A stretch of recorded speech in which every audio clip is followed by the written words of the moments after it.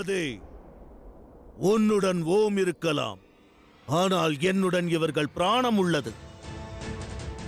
அந்த ஓமின் உதவியைக் கொண்டு இங்கு சவமாக கிடக்கும் எவரையும் உயிர்த்தெழச் செய்ய இயலாது. ஆகையால் இக்கணமே உன் தோல்வியை ஏற்று உனது இந்த பயணத்தை துறந்து திரும்பிச் சென்று விடு.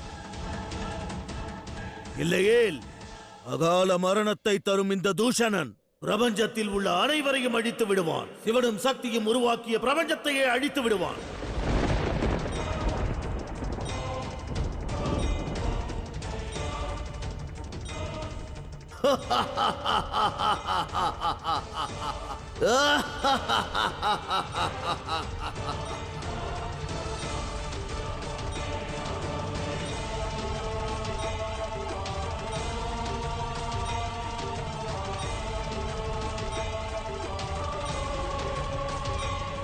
முன்னேறி செல்ல எண்ண வேண்டாம், இங்கிருந்து சென்று விடு. நீ ஒரு அடி முன்னே எடுத்து வைத்தாலும் பிரபஞ்சத்தில் உள்ள அனைவருக்கும் அகால மரணத்தை வரமாக அளிப்பேன்.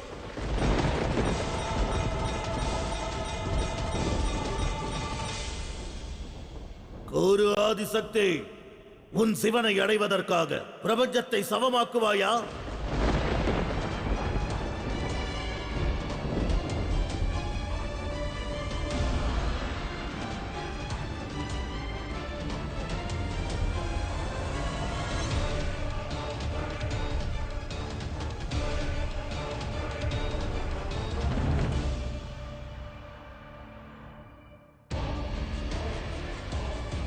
சாம, தான, தண்ட, வேதம் எதை வேண்டுமானாலும் பயன்படுத்து. ஆனால் என் வரத்திற்கு உன்னால் தீர்வு காண இயலாது பார்வதி. சிவனின் நிஜ ரூபத்தை மீண்டும் அடைய வேண்டும் என்ற உன் கனவு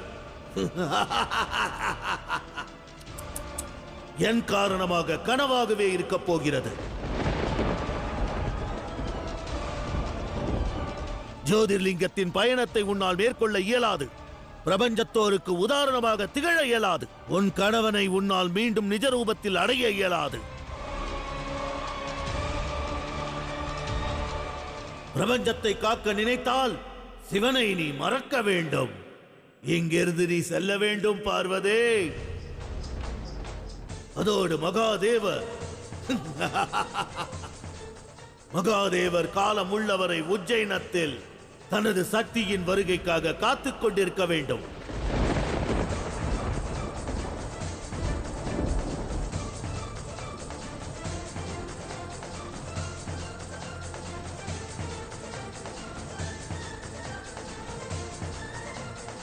புரியவில்லையா?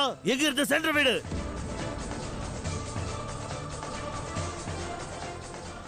பனிரெண்டு ஜோதிர்லிங்கத்தின் பயணத்தை முடிக்க வேண்டும். மகாதேவா, இப்பயணத்தை முடித்து தங்களிடமிருந்து தங்களையே நான் கோருவேன்.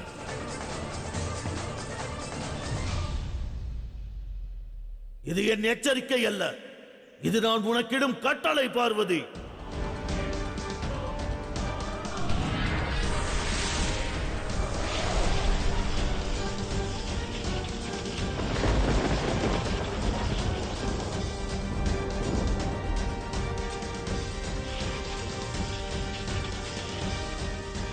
இல்லை,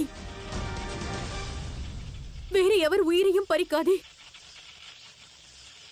திரும்பி சென்று விடுகிறேன்.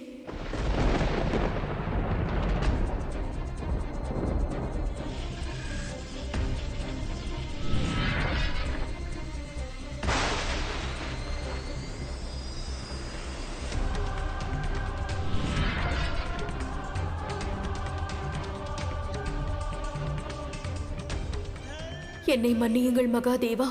இப்பிரபஞ்சத்தோருக்கு பெரும் ஆபத்து நிலவுகிறது. இப்பிரபஞ்சமே அழியும் தருவாயில் நிற்கிறது. பிரபஞ்சத்தை அழித்து தங்களுடன் இணைய நான் தயாராக இல்லை. நம் அன்பிற்கிடையே சுயநலத்திற்கு எந்த இடமும் இல்லை. ஆகையால் முன்வைத்த காலை இப்போது நான் பின் வைக்கப் போகிறேன்.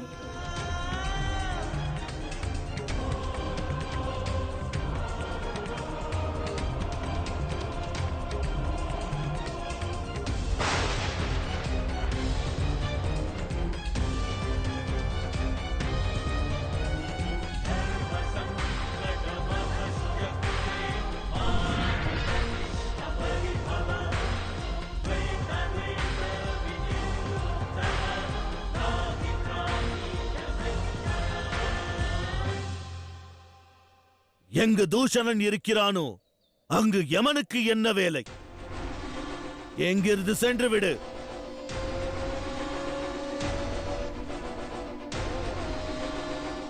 சற்று பொறு.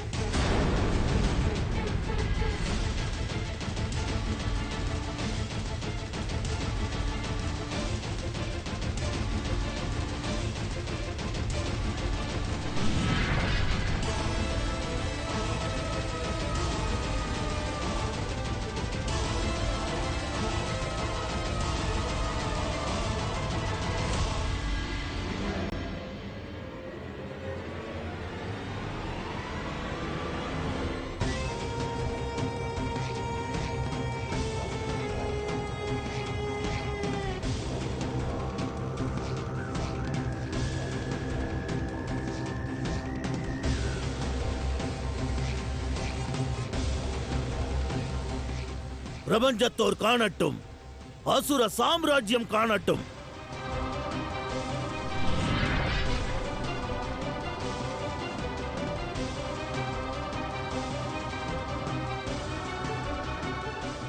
மகாதேவர் காணட்டும், எவ்வாறு இந்த அசுரன் யமதர்மராஜனை பொம்மையாக மாற்றி விளையாடுகிறான் என்று.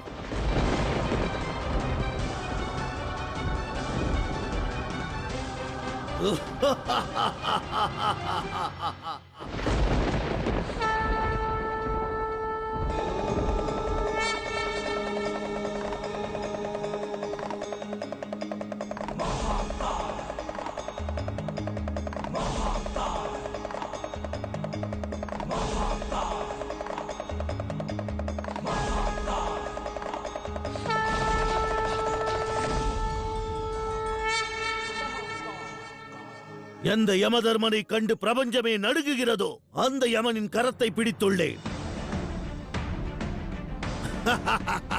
கூறு யமதர்மா, உன்னால் தப்பிக்க இயலுமா?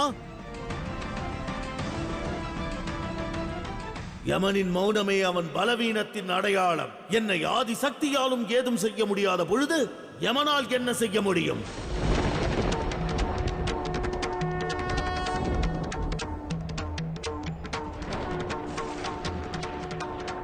என்று ஆதிசக்தியும் சக்தியற்றவளானாள். ஜோதிர்லிங்கத்தின் பயணத்தை துறக்க தீர்மானித்தாள்.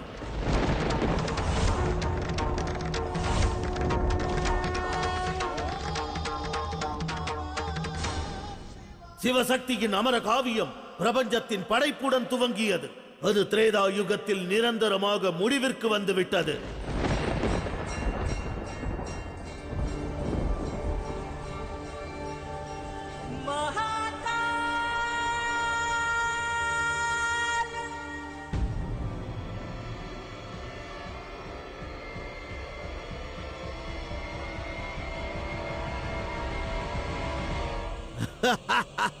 செல் யமதர்மா.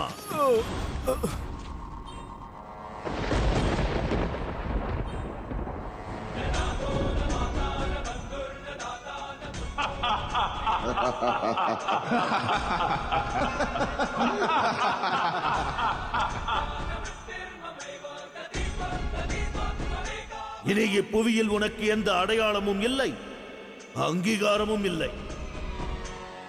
இனி இந்த புவியில் தூஷணன், அதாவது காலன், தன் விருப்பப்படி ஜனன மரணத்தை தீர்மானிப்பார்.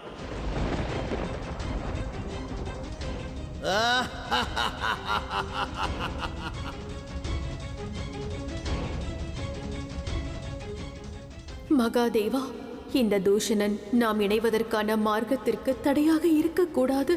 என் பயணத்திற்கு இவன் தடையாக இருக்கக்கூடாது. இவனை தடுத்து நிறுத்துங்கள், எனக்கு உதவுங்கள்.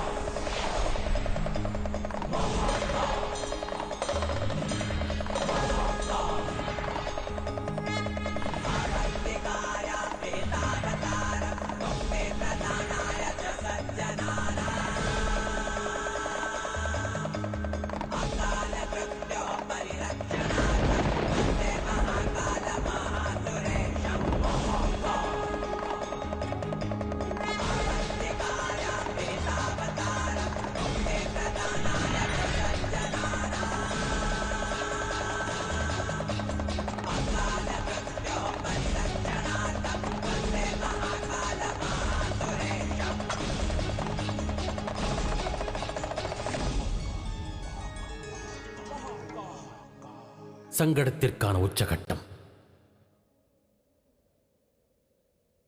இதற்கு தீர்வு காண வேண்டும் தேவி.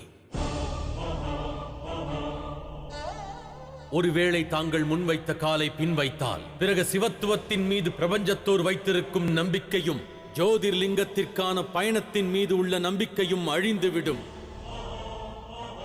நிஜ ரூபத்தில் சிவனை அடைந்திட வேண்டும் என்ற தங்களின் விருப்பம், அதற்கான மார்க்கமும் நிச்சயம் அழிந்துவிடும் தேவி.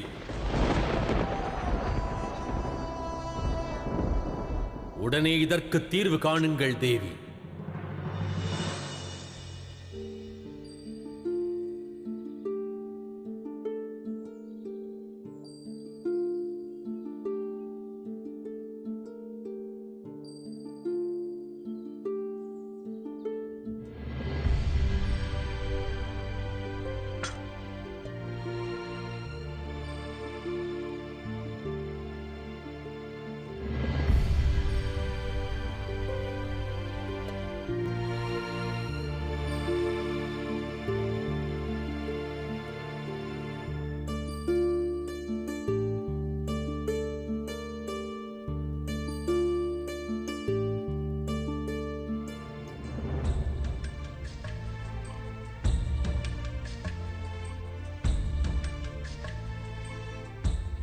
சற்று பொறு யமதர்மா.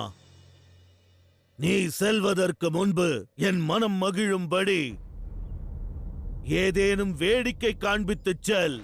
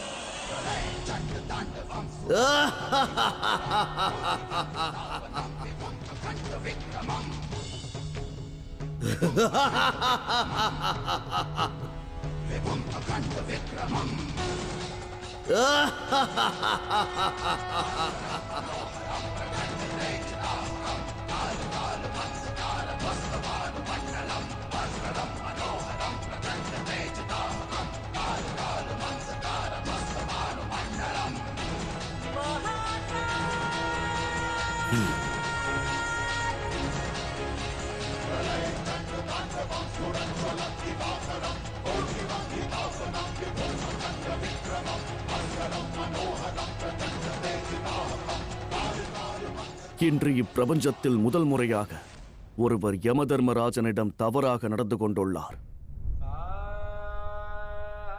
பார்ப்பதற்கே துயரமாக உள்ளது.